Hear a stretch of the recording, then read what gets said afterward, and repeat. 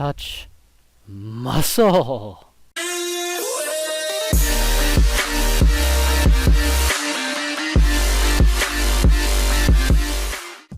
Hello and welcome to Milk and Gaming. Today we're going to be taking a quick look at Sledge and how to play him effectively in the game Rainbow Six Siege. To start, I like the L85 for the range. You want to put some recoil compensator equipment on that in order to make sure that you're able to use the range effectively. Pistol's better, it's more accurate, more likely to get headshots with it, but if you're going to be close, I'd take the SMG. And the frag gives you a lot more versatility once you are inside the game. Allows you to solo a little bit better.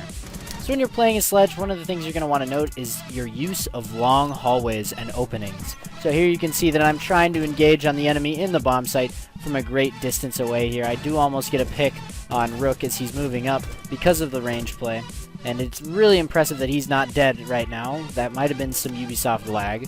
But you can kind of get the idea. Sledge really excels from this distance, and because of his hammer, he's able to create areas like this where he can use his long range and throw his grenades in from some distance away. Here we'll show you some repelling gameplay. As I'm moving in here, I'm making sure. Notice how I broke the first window and then moved in through the second in order to check the room. Then I'm able to get to it, and I'm able to catch this Jaeger off by surprise and gun him down here. So once I'm inside, I'm really good on my own because of the fact that I can create my own areas to breach from using my hammer. Unlike others, I don't have a limited number of times that I can breach through normal wooden walls, and because of this, I'm really good when I'm walking on my own. Additionally, the grenades give me the ability to fight multiple enemies at once. This is not to say, however, that you should not play with the team. It's really important that you stick with your team in most situations. But if you're going to play someone where you're going to be on your own, running around a little bit, I would recommend using Sledge, as he's going to provide the most versatility because of the fact he's got those nades and he can break through these walls and create long-range channels for himself to use with his L85. Here you can see I've cleared out the room. I'm going to move in. Now I'm on the right side of the objective, so I'm going to start to make myself a little hole in here to get some kills with. The first thing I'm going to do is throw a grenade. Maybe a little too soon. Might have wanted to wait just a second.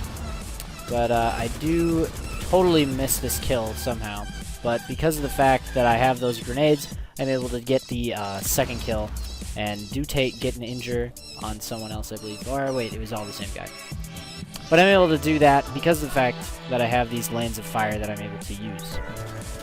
Now to transition to some roof gameplay, you'll notice that when I'm up here, I'm going to be staying really close to the bottom.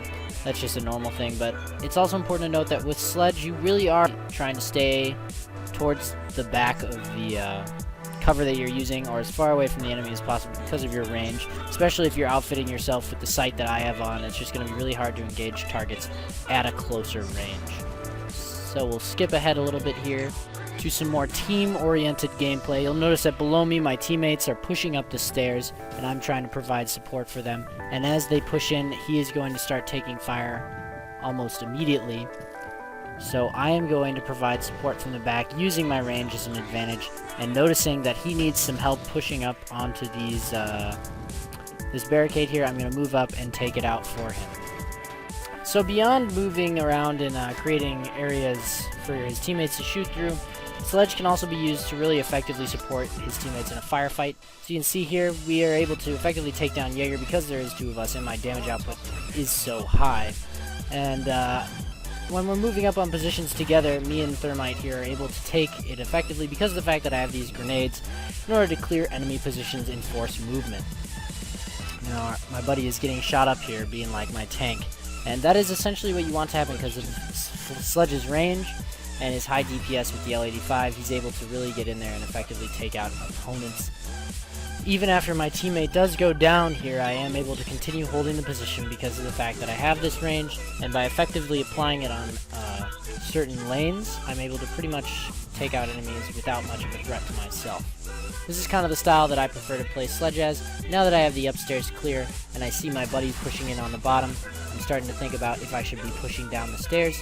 So I'm going to check for the stairwell, get lit up a little bit here.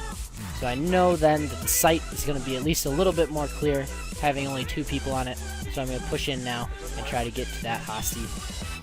Checking all the corners to make sure. I have one grenade left, and I am in the site, so my teammate will move in and make sure that we are secure, and we do go on to win the round. So that's all I got to say about Sledge. Thank you so much for watching. I hope you enjoyed and maybe learned a thing or two. If you enjoyed, don't forget to hit that like button. And if you want to see some more, hit that subscribe. Thank you.